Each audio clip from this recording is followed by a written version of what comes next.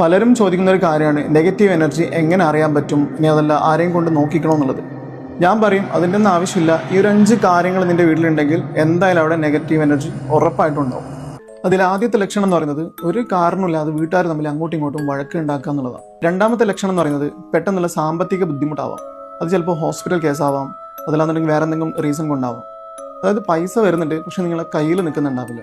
അടുത്തെന്ന് പറയുന്നത് നമ്മുടെ വീട്ടിലെ ചെടികളൊക്കെ പെട്ടെന്ന് ഉണങ്ങിപ്പോകും.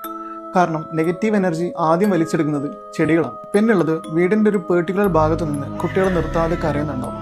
അതിപ്പം പുറത്തുള്ള നെഗറ്റീവ് എനർജി ആണെങ്കിൽ മിണ്ടാപ്രാണികളായിരിക്കും ആദ്യം തിരിച്ചറിയും. അടുത്തത് നമ്മൾ വീട്ടിലുള്ള സമയത്ത് നമുക്ക് ഭയങ്കര മടിയും ക്ഷീണൊക്കെ ആയിരിക്കും. ഇനിയിപ്പം വീട്ടിൽ നിന്ന് പുറത്തിറങ്ങി കഴിഞ്ഞാൽ നമ്മൾ നന്നായിട്ട് ആക്റ്റീവ് ആവും. അപ്പോൾ ഞാൻ പറഞ്ഞു വരുന്നത് എന്താണെന്ന് വെച്ചാൽ നമ്മൾ ലൈഫിൽ എവിടെയും എത്താൻ പാടില്ല എന്ന് ആഗ്രഹിക്കുന്ന ഒരുപാട് ആൾക്കാരുണ്ടാവും. അതിപ്പം ഫ്രണ്ട്സ് ആവാം, ബന്ധുക്കളാവാം, അയൽവാസികളാവാം. അപ്പോൾ നമ്മൾ ഇതിനെക്കുറിച്ച് ഓർത്ത് കൂടുതൽ ടെൻഷൻ ആവണ്ട. കാരണം കർമ്മ എന്നുള്ളത് റിയലാണ്. ഈ നെഗറ്റീവ് എനർജിക്ക് പിന്നിൽ പ്രവർത്തിച്ച ആരാണോ എന്തായാലും അവരെ കർമ്മ തേടിയെത്തും.